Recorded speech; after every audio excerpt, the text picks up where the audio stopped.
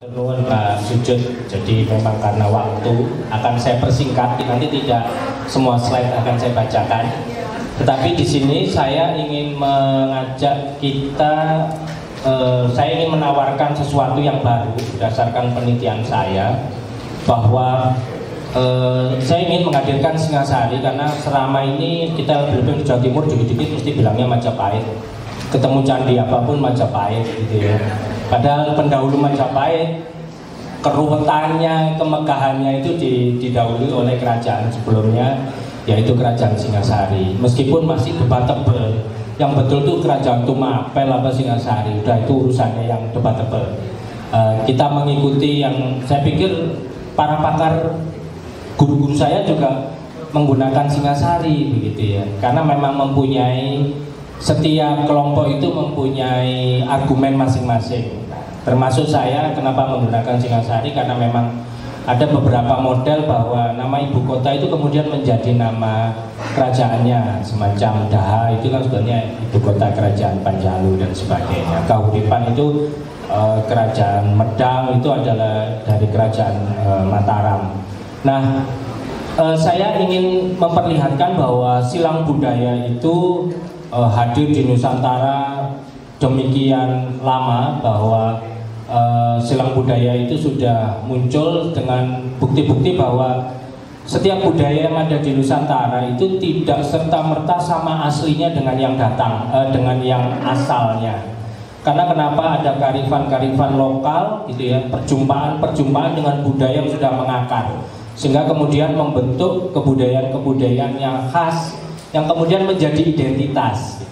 Nah, salah satunya bahwa selama ini kita menganggap bahwa kerajaan Singasari itu agamanya yang berkembang memang Hindu-Buddha gitu. Tetapi ternyata ditemukannya kitab Sutasoma gitu ya, yang menceritakan tentang Kertanegara, meskipun Sutasoma ini digubah pada masa Majapahit, masa sesudahnya, karena sejaman dengan negara Kertagama dan Harsawijaya, mengungkapkan bahwa terdapat yang sangat terkenal kemudian menjadi simbol persatuan dan kesatuan Nusantara, Bhinneka Tunggal Ika dan Hana Dharma Mangruah.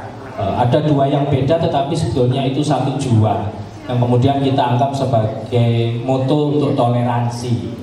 Nah, di sini saya ingin memperlihatkan bahwa ada bukti-bukti yang menyatakan bahwa konsep, kami belum bisa bicara itu agama, karena di dalam naskah-naskah dan prasasti-prasasti Majapahit tidak pernah disebutkan agama Siwa Buddha. Tetapi penyebutan konsep itu berkali-kali disebutkan. Kalau Bapak Ibu cermati betul, beberapa naskah termasuk negara Kertagama itu tidak menyeru Bandara Siwa atau Bandara Buddha, tetapi Bandara Siwa Buddha. Kemudian nanti menyebutkan di beberapa prasasti bahwa Kertanegara itu meninggal dan bersemayam di Siwa Buddhalaya. Jadi Siwa Buddha itu kelihatannya sudah muncul, tetapi dia adalah, kalau saya berdiskusi dengan guru-guru saya di UTAS Indonesia, itu adalah sebuah konsep yang ditawarkan.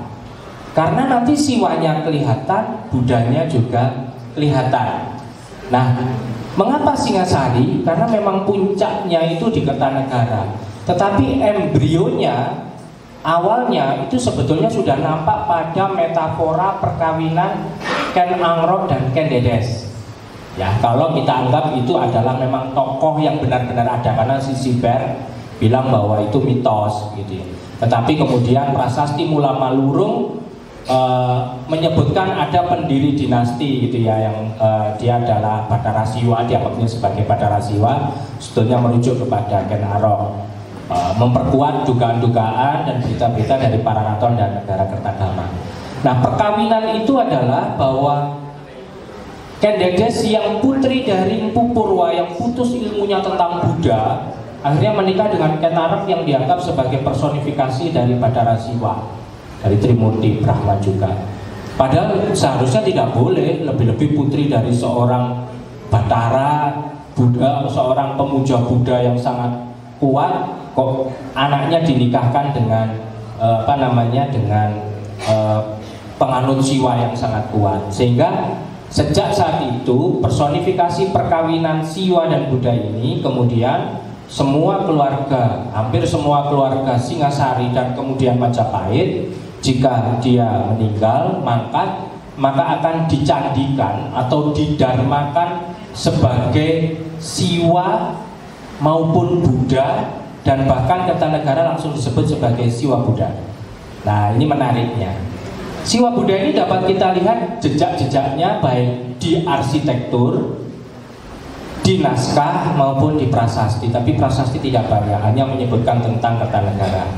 Di naskah kita bisa lihat jejak-jejaknya dengan penyeruan konsep itu pada dewa-dewa yang dipuja, pada konsep-konsepnya. Ketika kita mengalami masalah maka kita akan datang ke Siwa Buddha. Itu sampai kitab yang paling muda Tantu Panggelaran yang dikubah sekitar Majapahit akhir. Nah, dari sini kemudian hari ini arsitektur atau bangunan itu kan segala hal yang bersifat dia bangunan gitu ya. Kita bisa lihat, kita bisa ada arsitektur rumah ini yang lagi ngetop gitu ya, JIS gitu ya, yang kontroversial gitu ya. Kasihan bangunannya bagus tapi karena politis ya jadi ribut. Ada keraton, ada patirtan gitu ya. Lanjut ya. Nah, dari situ kita bisa lihat bahwa bangunan itu bisa kita pisah menjadi bangunan bersifat private, pribadi, dan publik, umum. Nah, masa lampau yang disebut dengan bangunan pribadi atau private adalah rumah tinggal. Dari mana kita bisa membayangkan rumah tinggal? Ternyata kita dihadirkan sebuah bukti yang penting dari lepasan-lepasan relief yang diduga dari Candi Minak Jinggo yang sekarang ditaruh di Trowulan, Museum Mojokerto Trowulan ya. Itu kan katanya dari dari Candi Minak Jinggo. Dari situ kita bisa merekonstruksi bahwa rumah-rumahnya semacam ini yang kemudian sekarang di daerah Mejijok dan sebagainya direkonstruksikan sebagai khas perkampungan Majapahit ya, buat rumah-rumah Majapahit. Termasuk di relief-relief yang kemudian kita temukan di candi-candi yang lain ya, di Malang, di Blitar gitu ya, di Tulungagung, di Probolinggo, di Pasuruan, di Mojokerto, Jombang, Nganjuk, bahwa relief perumahan semacam ini. Sedangkan yang umum adalah tempat-tempat di mana dia dapat dikunjungi oleh banyak orang, yaitu tempat ibadah, karena sifatnya adalah umum. Sedangkan kalau pura kecil yang ada di rumah-rumah yang seperti orang-orang Bali menjadi private karena hanya milik keluarga. Lanjut terus ya. Terus ya. Jadi bangunan umum adalah bangunan beli dan pakai lagi ini terus langsung aja. Oke. Nah, kemudian ada yang terbatas. Kalau umum itu kan sudah umum, siapa saja boleh pakai. Kalau sekarang terminal, bandara. Tapi kalau yang terbatas, mes, gereja, karena memang pemeluknya yang ke sana, tidak sembarang orang. Ada waktu-waktu tertentu, masjid, gitu ya. Balai pertemuan di pabrik, kita nggak boleh sembarangan masuk di pabrik Ajinomoto. Ya, karena hanya umum tapi hanya untuk ada keterbatasan. Lanjut ya, terus. Nah, ini hanya monumen megalitik tempat upacara pemujaan bersama. Nah, ini ahlinya ada megalitik Pak Sujud begitu ya. Ada kadang menhir yang kemudian menjadi pusat pemujaan. Kita datang ke sana. Saya kemarin ke Toraja, saya lihat dari ada lapangan yang di tengahnya untuk upacara, ada menhir dan sebagainya. Di Nias juga begitu. Kemudian candi-candi besar seperti Prambanan, Sewu, Borobudur, Penataran, Patirtan itu kolam kuno gitu ya, patirtaan, masjid musola, gereja kuno, kelenteng kuno. Ini bangunan-bangunan masa silam.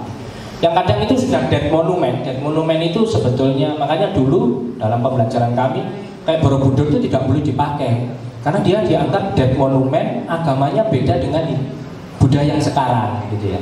Tapi kemudian kayaknya sekarang sudah bisa ada perubahan pemikiran sehingga kemudian menjadi living monument ya Pak. Meskipun living monumennya tidak seperti masjid dan gereja yang atau kelenteng yang terus menerus. Gerejanya mungkin di mana namanya di Mojowarno itu kan gereja kuno yang mungkin dari abad ke-19 itu sudah digunakan sampai sekarang, setiap ibadah digunakan. Masjid kuno yang ada di Ampel yang masih terus digunakan gitu ya. Lanjut. Nah, dari sini kita bisa melihat bahwa arsitektur itu dibentuk oleh 3 pondasi, yaitu manusia karena dia yang menggunakan, membangun dan menggunakan. Agama, karena di masa silam pasti terlingkupi oleh agama, gitu ya. Kemudian seni, gaya seninya akan memberikan ciri khas yang berbeda, begitu. Lanjut. Oke. Nah, bangunan umum terbatas masa silam itu kita bisa lihat goa pertapaan. Kenapa goa pertapaan kita anggap juga sebagai bangunan? Karena kadang goa pertapaannya itu sifatnya artifisial, dibuat. Ya, ada adaptasi gitu. Contoh adalah Selomangleng di Tulungagung. Ya, itu batu besar yang kemudian dikeruk, memang dibuat semacam itu sebagai buah bangunan. Beda dengan gua-gua prasejarah ya Pak Sujud yang memang alamiah. Kita hanya menggunakan dindingnya untuk meletakkan lukisan-lukisan. Kemudian Mandala, Kadewagura Mandala itu kalau zaman sekarang pesantren. Itu pusat-pusat pendidikan agama Hindu, Buddha pada masa lampau. Banyak terdapat, salah satunya menurut disertasi Pak Habib itu adalah 4 buluan Pacira, Silapeta, Danyu Denta. Itu termasuk Mandala Kadewagura. Ternyata itu kontinuitas Bapak. Ternyata bulwa itu dimungkinkan dalam bonang, Pacira itu kemungkinan sedang luhur atau derajat, Silapeta itu batu putih, dan Danyu Denta adalah ampel denta. Jadi itu memang dulunya dalam pesantren yang kemudian Mandala Kadewagura yang kemudian ditingkatkan menjadi pesantren. Candi Pendarmaan. Nah, pendarmaan, kita sering salah bahwa guru-guru atau kita itu sering mengatakan candi adalah makam. Candi menurut Pak Sukmono berhasil dipatahkan bahwa candi itu bukan makam. Karena berdasarkan penelitian beliau, abu itu bukan abu manusia tetapi adalah abu dari binatang yang memang dibakar, digunakan sebagai istilahnya penguat sesajian. Jadi dalam konsep candi itu kosong, suci kalau dilakukan upacara karena dewanya akan datang dan bersemayam di atas, sedangkan dari bawah akan diberi jiwa dari mantra-mantra yang dituliskan pada lempeng-lempeng dan juga abu-abu tadi serta biji-bijian, sehingga kemudian arca atau lingga yoninya masuk jiwa dari atas dan energi dari bawah. Nah, pendarmaan itu adalah candi-candi yang dibangun biasanya 12 tahun kematian seorang tokoh dan dibangun oleh keluarganya.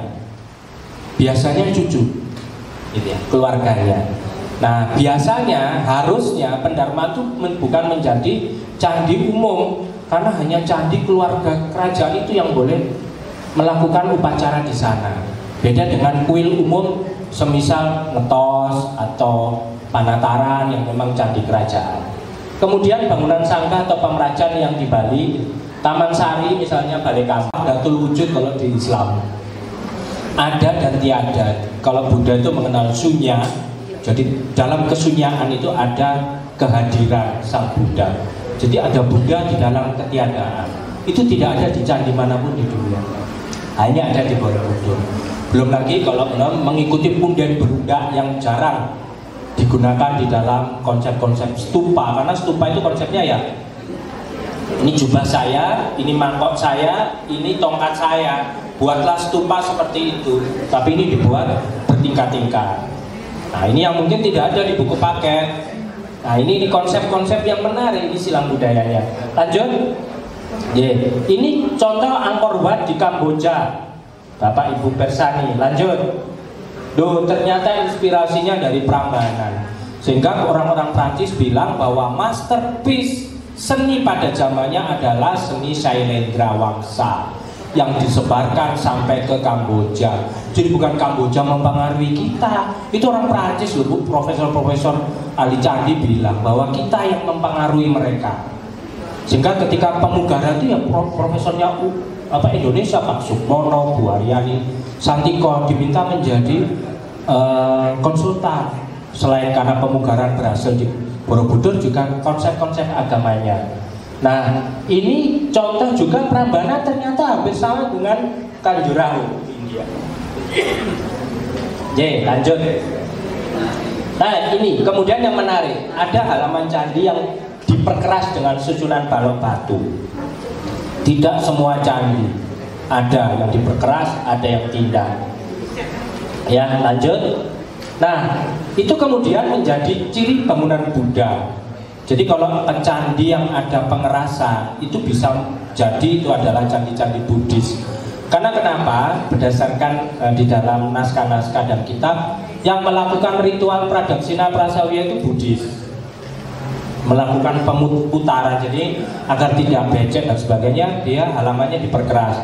Sedangkan Hindu itu biasanya duduk, dia melakukan pemujaan. Yang bisa ibu lihat di pura-pura di Bali, dia duduk. Makanya di candi-candi Hindu itu banyak kemudian bangunan-bangunan yang bersifat seperti pendapa itu.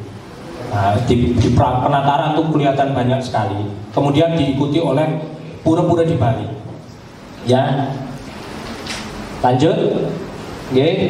Nah, kegiatan diikuti banyak gitu ya. Kegiatan upacara diadakan biasanya bisa di musim kemarau maupun hujan karena tempatnya sudah diperkeras begitu. Tapi tidak selalu, karena itu adalah temuan-temuan awal bahwa Siwa Buddha itu koalisi, Bapak Ibu.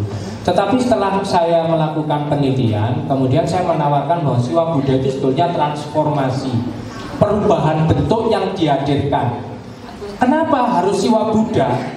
Karena raja itu harusnya seperti Buddha, mengayomi, ya, menjaga kemakmuran. Tapi kalau dia hanya Buddha, dia nggak bisa mengalahkan musuh-musuhnya, nggak bisa ekspansi, sehingga dia butuh Siwa. Tapi kalau dia hanya Siwa saja, musuhnya banyak. Sehingga kemudian masa Kertanegara, masa Singasari awal dihadirkanlah konsep Siwa Buddha pada dirinya, bahwa raja adalah seorang dewa raja, sehingga kemudian dia di sini bisa kelihatan Hindu Buddhanya ditampilkan. Lanjut. Nah, ini muncul tadi sudah saya sebutkan. Lanjut. Nah, dari arsitektur kita bisa lihat di struktur, ornamentasi, peletakan arcanya, penggambaran reliefnya, dan juga disebutkan di sumber tertulis. Lanjut, kayaknya sudah habis.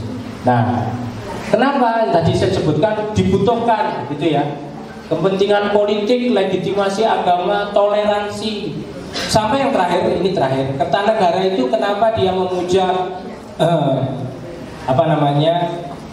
Mahayana, Tantra Mahayana, karena Kubilai Khan juga menganut itu, sehingga dia membuat padanan yang sama. Kemudian dia diarcakan sebagai Joko Dolok, Aksobya, karena Aksobya itu di timur itu identik dengan Indra, dan Indra adalah raja para dewa, sehingga dia mau mengatakan saya adalah raja dari para raja, sehingga Mongol takut sama saya. Nah,